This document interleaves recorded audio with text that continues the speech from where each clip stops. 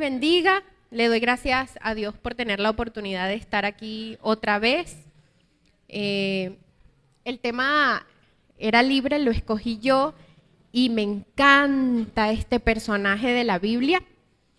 Una de las historias de la que vamos a hablar hoy, yo diría que es mi favorita del todo el Antiguo Testamento, pero decidí hacer un resumen de la vida de este personaje porque tiene mucho que aprenderle, porque cometió muchos errores, bueno, no muchos, varios errores registrados allí, pero también tenía un corazón dedicado al Señor. Entonces yo creo que hay bastante que sacarle al rey Josafat. El rey Josafat fue un rey de Judá y su historia está registrada tanto en Primera de Reyes como en Segunda de Crónicas. Pero en Primera de Reyes no dice mucho de él, es parte allí de la historia de otro rey y se menciona un resumen cortito de lo que él hizo. En cambio, en Segunda de Crónicas, todos estos capítulos del 17 al 20 están dedicados al rey Josafat y a varias de las cosas que hizo. No vamos a leer los 4 capítulos porque sería muy largo, sino que vamos a ir leyendo pues porciones cortas de cada capítulo para entender un poquito qué podemos aprenderle al rey Josafat y también ver pues lo maravilloso que fue el Señor en su vida. ¿Ok? La siguiente, porfis. Ok, dice Primera de Reyes 22:43 que Josafat anduvo en todo el camino de Asa, su padre, sin desviarse de él, haciendo lo recto ante los ojos de Jehová. Y Segunda de Crónicas 20:32 dice que fue un buen rey, quien siguió los caminos de su padre Asa y que hizo lo que era agradable a los ojos del Señor. O sea, en ambos libros están de acuerdo en que fue un buen rey que siguió el ejemplo que le dejó su padre, quien también fue un buen rey. ¿Ok?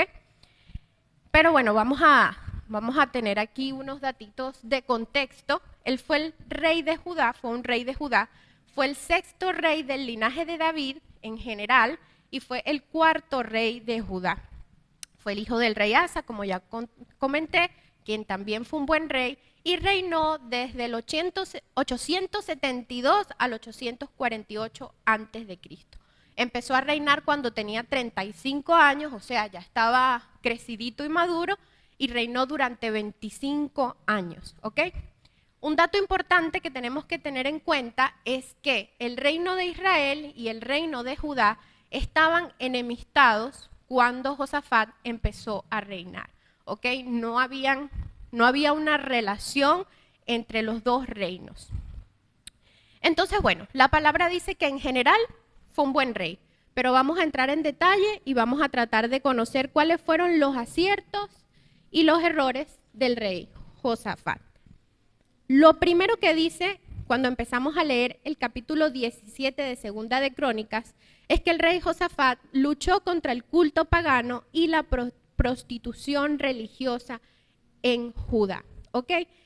En Judá y en Israel, sobre todo en este momento, se daba la adoración del dios Baal y de la diosa Asera o Aserá, ¿ok?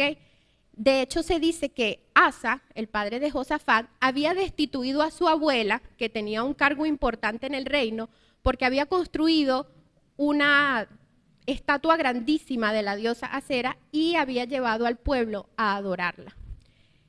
En el culto de la diosa Aserá, ella era la diosa del amor, de la guerra, etcétera, de esta zona que era Canaán, y se daba mucho la prostitución, tanto de mujeres como de hombres, para la adoración de esta diosa. Entonces, cuando Josafat empieza a reinar, él decide luchar contra este culto religioso. Dice el versículo 13 que el Señor estaba con Josafat porque siguió el ejemplo de los primeros años de su padre y no rindió culto a Baal. Buscó al Dios de su padre, que es nuestro Dios, y obedeció sus mandatos en lugar de seguir las prácticas malvadas del reino de Israel. En Israel había un rey en ese momento de nombre Acab que era sumamente malvado.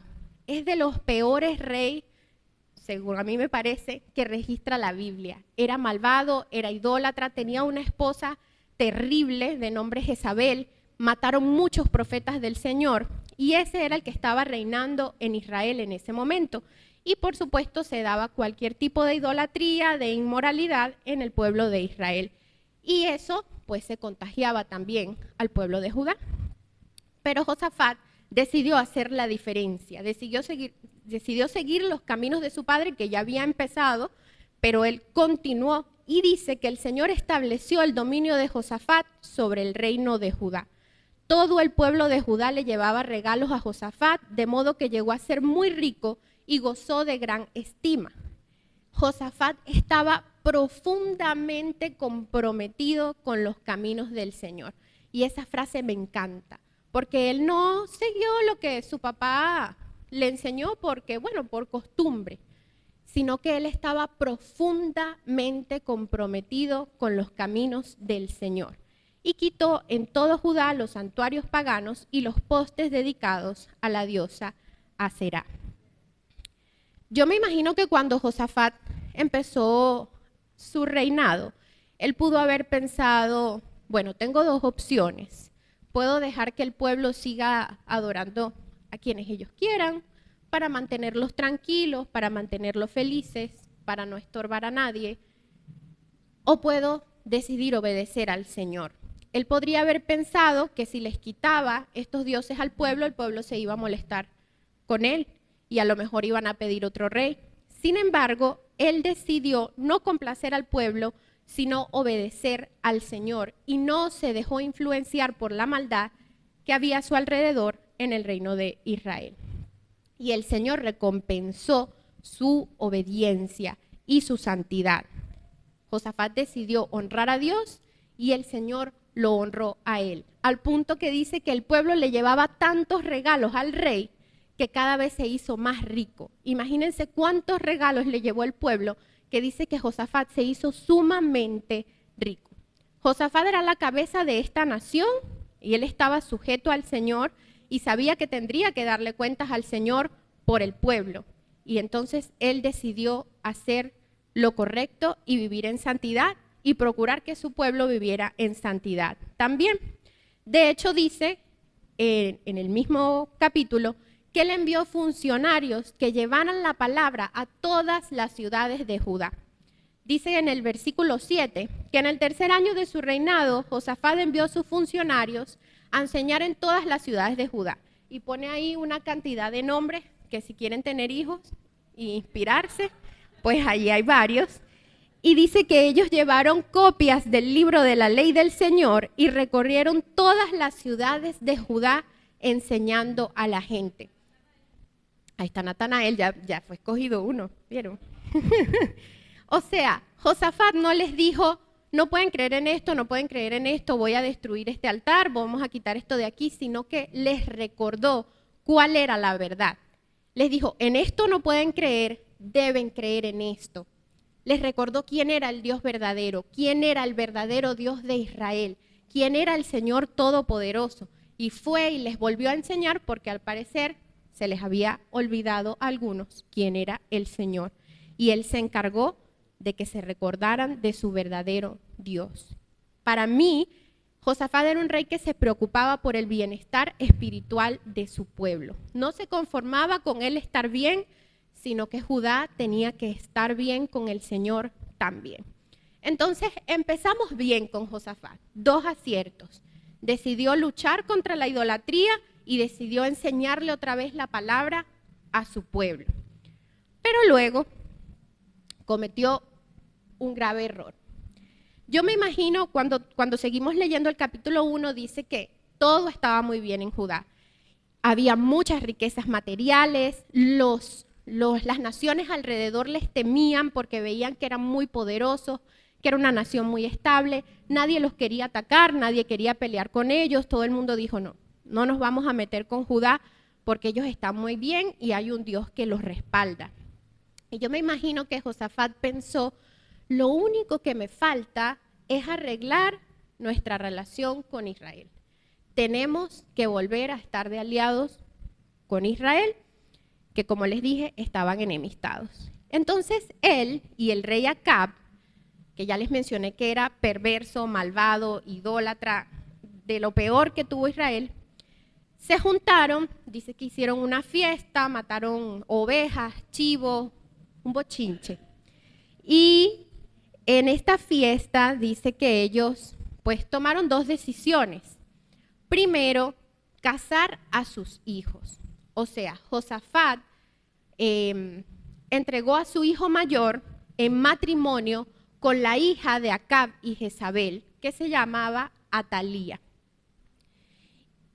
Y yo pienso, si eras un hombre que estaba profundamente comprometido con los caminos del Señor, ¿qué le hizo creer que casara a su hijo mayor, que iba a ser rey después de él, con la hija de la propia maldad? ¿Qué le hizo creer que eso era una buena decisión? Por supuesto que políticamente, económicamente, era súper conveniente. Él iba a estar en paz con el reino de Israel, que estaban ahí cerquita, iban a ser aliados para estar juntos ante cualquier otra nación que los pudiera atacar. Era súper conveniente para el pueblo, para el reino como tal, políticamente era conveniente. Pero él no se imaginó las consecuencias que este matrimonio iban a traer más adelante. Cuando leemos ahí al inicio del capítulo 18, dice que Josafat disfrutó de muchas riquezas y de gran estima e hizo una alianza con Acab, rey de Israel, al dar a su hijo en matrimonio a la hija de Acab. Y aquí vienen una serie de acontecimientos y no se menciona más ese matrimonio. Este tipo de acuerdos eran normales en la época, lo vemos en las películas, que se casa un príncipe de una nación con la princesa de otra nación para que esas naciones estén en paz. Eso era normal. Sin embargo, yo pienso que Josafat debió haber sabido que al Señor no le agradaba. Sabemos ahora, tenemos el Nuevo Testamento, está escrito que el yugo desigual no le agrada al Señor. Y esto no es solo para elegir a tu novio o novia, o tu esposo o esposa, sino para elegir a tu socio en los negocios, para elegir a tu mejor amigo, para elegir a la persona a la que le vas a pedir consejos. El yugo desigual nunca es beneficioso.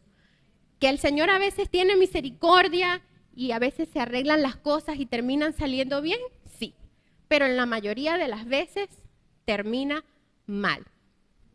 Y él estaba casando a su hijo, que se supone que él lo estaba criando para alabar al Señor, con la hija de unos idólatras. ¿Qué clase de prácticas y de creencias habrá tenido esta niña desde pequeña, verdad? Dice más adelante, en el capítulo 21, para que vean las consecuencias de este matrimonio, que cuando Joram, que es este hijo, creció, llegó al reino, le dieron la corona, él decidió matar a todos sus hermanos. A todos sus hermanos varones menores los mató para que nadie le quitara la corona. Y dice la palabra que Joram se comportó como los reyes de Israel e hizo lo que no le agradaba al Señor. Joram se comportó como la familia de Acab porque su esposa era hija de Acab.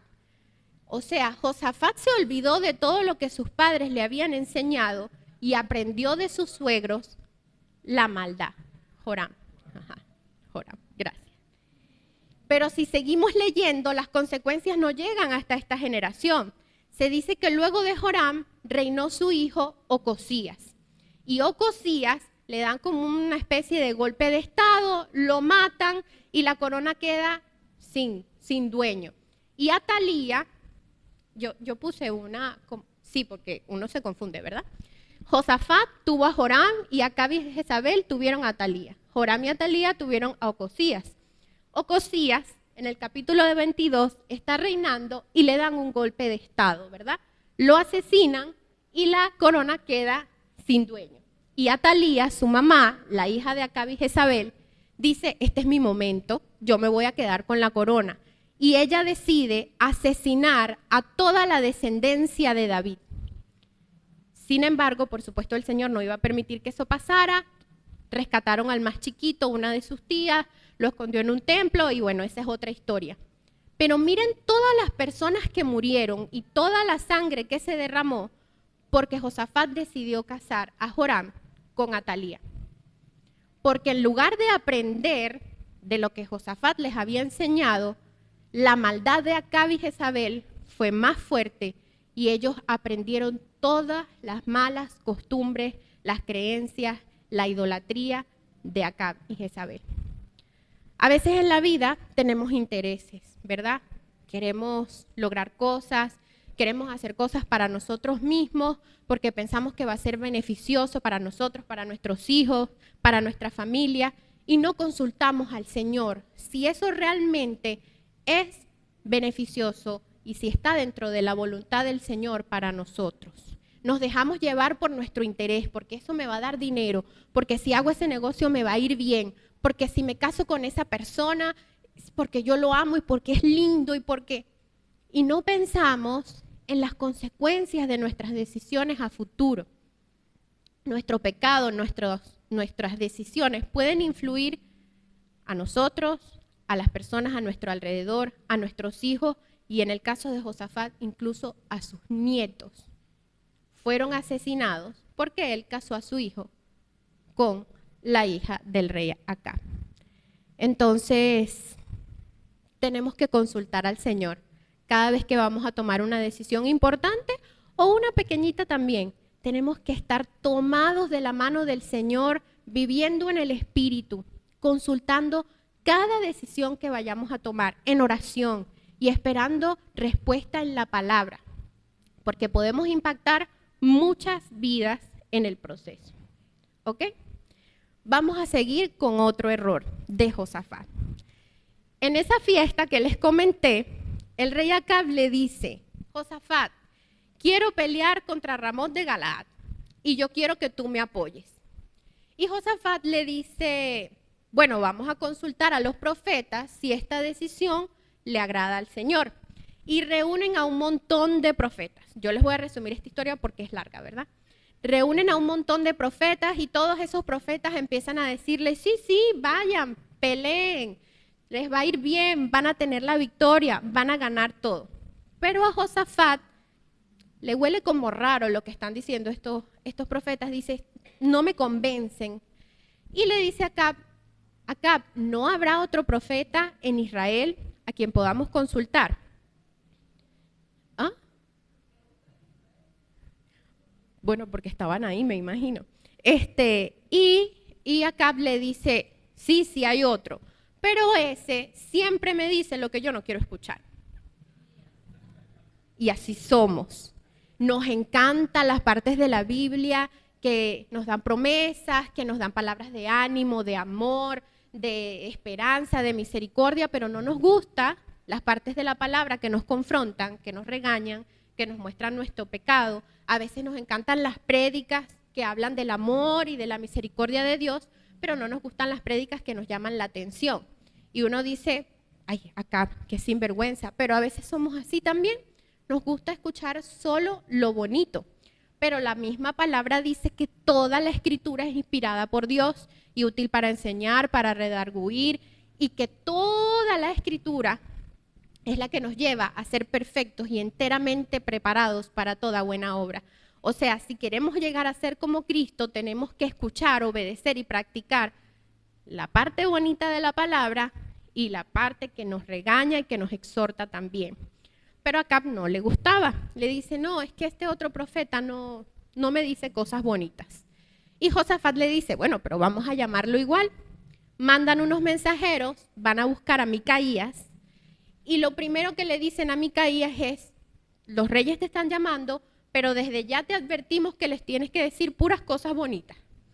Y Micaías le dice: yo voy a decir solo lo que el Señor me mande a decir. Lo llevan a la presencia de los reyes y yo me imagino a este personaje, me da risa, porque él entra a la presencia y dice, cuando le consultan: mira, queremos hacer esto, queremos atacar a esta nación, ¿qué piensas tú? Consúltale al Señor. Y él les dice: sí, vayan, van a ganar todo, van a tener la victoria. Era sarcástico, él se burló, yo me lo imagino con un tono burlesco, no le tenía miedo. A mí me hubiese dado terror estar frente a dos reyes y burlarme de ellos, pero este hombre sabía que el Señor estaba con él. O sea, él tenía que tener mucha fe de que el Señor estaba con él. Y Acab le dice: Micaías, no me mientas, yo sé que me estás mintiendo. Y Micaías pues le describe una visión que no voy a entrar en detalle, pero la visión, en general le dice, vas a perder la batalla y vas a morir en la batalla. Y aquí se desata otro de los profetas falsos, le da un golpe al pobre Micaías, se lo llevan arrastrado, preso. Pero después de todo esto, lo más impresionante es que Josafat decide ir a la batalla con Acab. Y aquí me preguntaba yo otra vez, ¿qué le hizo creer a Josafat que debía ir a pelear junto a Acab? Si ya él había sentido la incomodidad de que los profetas no estaban diciendo la verdad, había visto cómo habían tratado al pobre Micaías, lo golpearon, lo encarcelaron, ¿por qué decidió ir a la batalla con Acab? Yo pienso que a lo mejor ya se veía como metido en el paquete, dice, ya no puedo decirle que no a Acab, ya no puedo echarme para atrás, o tenía miedo, de verdad no entiendo por qué Josafat igual decide ir a la batalla, pero van y pasa exactamente lo que Micaías dijo. Perdieron la batalla y asesinaron a Acab de la forma exacta en que otro profeta le había dicho antes que iba a morir. Tal cual sucede. Pero durante la batalla, cuando va a empezar, Acab le dice a Josafat, yo me voy a vestir como un soldado normal. O sea, me voy a camuflajear. Pero Josafat sí se queda vestido de rey. Y cuando el enemigo viene, ven a Josafat y dicen, allá está Acab, mátenlo. Pero justo cuando van a decidir matarlo, se dan cuenta que no es Acab y dicen, no, este no es. Y Josafat sobrevive. Dice la palabra que, ya va, que me quedé atrás, que Josafat, rey de Judá, volvió a su casa en Jerusalén, sano y salvo. No le pasó nada. El Señor le tuvo muchísima misericordia porque lo pudieron haber matado. Pero yo pensaba, ¿cuántas vidas del reino de Judá se habrán perdido en esa batalla? ¿Cuántos recursos habrá perdido el reino de Judá en esta batalla? ¿Era necesario que Josafat se metiera en ese problema por no escuchar la voz del Señor? Entonces el profeta Jehú llegó y le dijo, ¿por qué ayudaste al perverso y hiciste amistad con los enemigos del Señor? Debido a eso, el Señor está enojado contigo. Sin embargo, tienes a tu favor que quitaste los postes de Aserá del país y tomaste la decisión de seguir a Dios de todo corazón. O sea, el Señor le dijo, metiste la pata, pero conozco tu corazón y sé que me amas y por eso te tuve misericordia.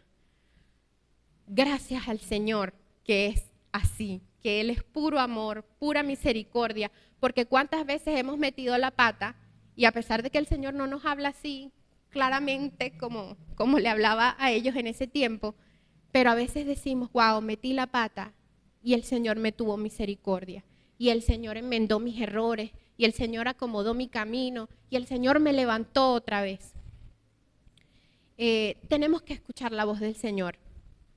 A veces el Señor nos habla claramente y nos empeñamos y somos tercos, pero yo quiero hacer esto, yo quiero hacer esto. O a veces no lo queremos hacer y como Josafat por miedo, por compromiso, no sé por qué razón, igual lo hacemos y decidimos ignorar lo que el Señor nos está diciendo.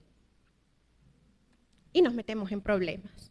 Entonces es mejor escuchar la voz del Señor a tiempo, cuando todavía hay chance, porque aunque sabemos que Él es misericordioso, siempre hay consecuencias de nuestras acciones. Ahora viene otro acierto de Josafat. No todo continúa haciendo errores. Después de esto, yo creo que Josafat trató como de enmendar un poquito lo que había estado pasando. Esto no es semana a semana. Fueron 25 años, ¿no? O sea, es un tiempo bastante largo, no es que esto pasaba así día tras día, pero bueno, así lo coloca la Biblia y así lo vamos estudiando. Dice que luego de que Jehú lo exhortó, le llamó la atención, Josafat decidió nombrar a sacerdotes y levitas, los mezclé. Tienen las dos funciones. sacerdotes y levitas que iban a juzgar al pueblo. Y él les dio la siguiente instrucción: ustedes deben actuar siempre con el temor del Señor, con fidelidad y con un corazón íntegro. Cada vez que les llegue un caso de sus compatriotas que viven en ciudades distantes, ya sea de asesinato o de alguna otra violación de las leyes, deben advertirles que no pequen contra el Señor para que no se enoje con ustedes ni con ellos. Procedan así y no serán culpables. Josafat deseaba que el pueblo de Judá aprendiera las lecciones que él había aprendido. Deseaba que ellos también se pusieran en orden con el Señor, tomaran buenas decisiones, resolvieran sus problemas de la manera en que el Señor le agradaba y que estos pecados no continuaran sucediendo.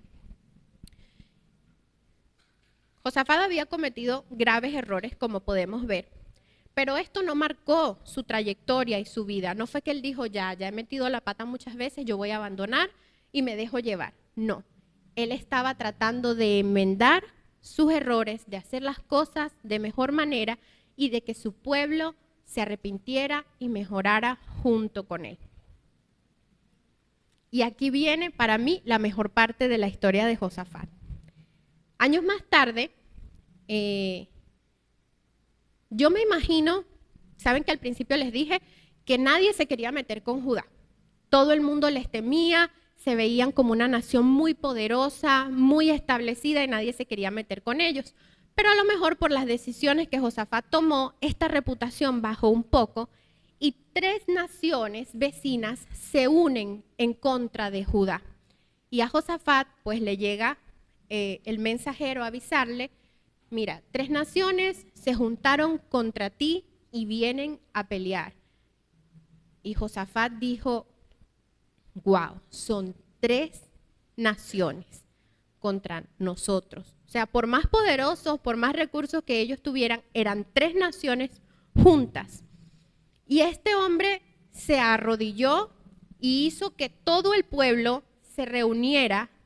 Dice el versículo del capítulo 20, el versículo 13, que todos los hombres de Judá estaban de pie ante el Señor, con sus niños, sus mujeres y sus hijos. Y yo decía, hijos y niños, ¿cuál es la diferencia? Busqué otra versión que dice con sus hijos y sus niños pequeños. O sea, esas mujeres estaban con los bebés allí. Todo el pueblo, casi que se llevaron al perro, a la vaca, y todos se pusieron a ayunar y a orar. Y en oración le dijeron al Señor, primero, Señor, tú has sido bueno con nosotros antes, tú has peleado por tu pueblo, tú nos has defendido, tú has estado con nosotros, has sido nuestro refugio, has sido nuestra fortaleza. Ellos primero recordaron quién era el Señor y qué había hecho por ellos antes. Luego le dijeron, nosotros no podemos pelear esta batalla, no tenemos la capacidad, somos débiles, no hay forma de que nosotros peleemos con estas personas. Se unieron todos en oración y ayuno para hallar misericordia y de repente, en medio de esta reunión, un hombre le vino palabra del Señor y dijo, escúchenme habitantes de Judá y Jerusalén, confíen en el Señor su Dios y serán salvos. Perdón, estoy leyendo el versículo que no era. Aquí está.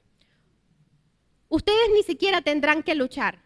Tomen sus posiciones, luego quédense quietos y observen la victoria del Señor. Él está con ustedes, pueblo de Judá y de Jerusalén. No tengan miedo ni se desalienten. Salgan mañana contra ellos, porque el Señor estará con ustedes. Y bueno, estas personas yo me imagino que pasaron toda la noche en oración, se levantaron en la mañana y se organizaron, no por quienes tuvieran las armas más poderosas, por quienes tuvieran los escudos más grandes, sino que se organizaron por cantores, adoradores, los que cantaban, los que tocaban los instrumentos, y estos eran los que iban adelante en la batalla. Ellos confiaron en el Señor y iban alabando, alabando, alabando, alabando. Y dice que en el momento en que comenzaron a cantar y alabar a Dios, el Señor emboscó a los amonitas, a los moabitas y a los del monte Seir que venían contra Judá y los derrotó. Ellos no tuvieron ni siquiera que pelear. Yo me imagino que sus espadas quedaron limpiecitas. el Señor peleó por ellos y ellos lo único que hicieron fue alabar al Señor.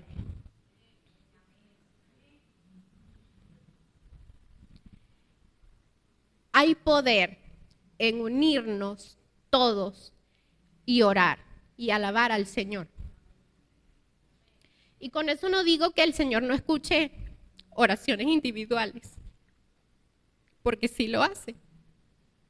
Pero definitivamente tocamos el corazón del Señor de una manera espectacular cuando nos unimos todos a orar. Y este es un tema que me hace llorar, porque muchos saben que mi familia hemos estado pasando situaciones difíciles y hemos estado orando individualmente, cada uno en su habitación, a solas, hemos estado orando muchísimo. Pero esta semana el Señor nos dijo que tenemos que orar juntos, en familia, porque hay poder en la unidad. El Señor se agrada de que todo su pueblo, con el corazón desbocado por Él, se arrodille y le ruegue que nos salve, que nos ayude, que nos aliente, que nos abrace, etc. Es necesario que permanezcamos unidos en oración en todo momento. No solo porque tengamos un conflicto o una situación difícil, sino porque el estar juntos nos acerca más al Señor. Cuando por X razón nos quedamos en nuestra casa, nos alejamos, porque he estado enfermo, y luego me pasó esto, y luego algo del trabajo, uno se empieza como a enfriar. Pero cuando estamos en contacto con los hermanos, allí está el Espíritu Santo, que también está en nosotros individualmente, pero es algo diferente. Y ustedes me deben entender porque lo han vivido, ¿verdad? Entonces, bueno, de esta parte de la prédica les recuerdo, debemos recurrir al Señor como nuestro primer y único recurso. Debemos reconocer que somos débiles e incapaces, ¿ok? Por nuestras propias fuerzas. Debemos unirnos todos en oración y ayuno para hallar misericordia. Debemos creer y confiar en la palabra del Señor. Y debemos saber que la alabanza y la adoración son unas maravillosas armas para ganar la batalla. Bueno, ya estamos llegando al final de la historia de Josafat. Aquí ya la palabra en el capítulo 20 resume que fue un muy buen rey, que trajo muchos beneficios a la nación de Judá, que los llevó por el camino del Señor, que les enseñó la palabra del Señor, pero al final me molesté, porque al final dice que después de todas estas cosas, el rey de Judá se asoció con Ocosías. Ocosías era el hijo de Acab, y que este hombre era perverso. Y dice que se juntaron para hacer una flota de barcos que iban a utilizar para comercio, me imagino yo, los hicieron allí. Y yo decía, ¿no aprendió? Ya le habían regañado, le habían dicho, no debías juntarte con el malvado, no debías hacer alianza con el perverso, no debes hacer yugo desigual, y no sé cuántos años después viene este hombre y se vuelve a juntar con esta misma familia perversa para hacer un negocio con unos barcos, con unas flotas de barcos. Y entonces dice que llegó el profeta Eliezer y le dijo, debido a que te asociaste con Ocosías, que es perverso, esto no te va a salir bien. Y se le hundieron todos los barcos, ahí mismo en su costa, ni siquiera salieron. Todos los barcos se le naufragaron allí. Y yo me imagino que Josafat se debe haber sentado y debe haber dicho, otra vez, metí la pata, otra vez. Y así termina la historia de Josafat. No se dice mucho más después de eso. Y me daba rabia porque yo decía, bueno, esta historia va a terminar bien. Cometió errores, aprendió de ellos y terminó en victoria. Pero no, al final cometió el mismo error que ya había cometido 2 veces. ¿Y a quién nos recuerda eso? A nosotros, porque así somos. A veces no aprendemos de las lecciones que el Señor nos permite tener, cometemos los mismos errores y decimos, bueno, pero es que así es mi carácter, bueno, pero es que yo soy así, yo estoy en proceso. Hermanos, tenemos que hacer todo el esfuerzo posible por mejorar. Somos pecadores y es inevitable, lo sabemos, está en nuestra carne, pero tenemos que leer la palabra, mantenernos en oración, buscar crecimiento, buscar la cercanía con el Señor, vivir en el Espíritu para no seguir cometiendo los mismos errores. Porque como ya les dije, no impactamos solo nuestra vida, sino la de nuestra familia, la de nuestros hijos y quién sabe si la de nuestros nietos. Y no estoy hablando de maldiciones generacionales ni nada de eso, sino consecuencias de nuestras acciones. Entonces, bueno, como pueden ver, el rey Josafat fue un hombre normal, como cada uno de nosotros. Tenía un corazón que amaba al Señor, que estaba profundamente comprometido con los caminos del Señor. Eso no significó que no se iba a equivocar, se equivocó varias veces. El Señor le tuvo misericordia cuando cantábamos la canción que decía que tu fidelidad sigue persiguiéndome. La fidelidad del Señor lo perseguía, lo rescató en medio de esa batalla equivocada que decidió luchar. Y a pesar de que al final pues cometió ese último error, no significa que su corazón haya cambiado. Yo me imagino que el Señor siguió haciendo la obra en él. Y así es con nosotros, pero que no nos sirva de excusa tampoco la misericordia y la gracia del Señor, sino que tenemos que seguirlo buscando comprometidos con los caminos del Señor. Eso es todo. Que el Señor les bendiga.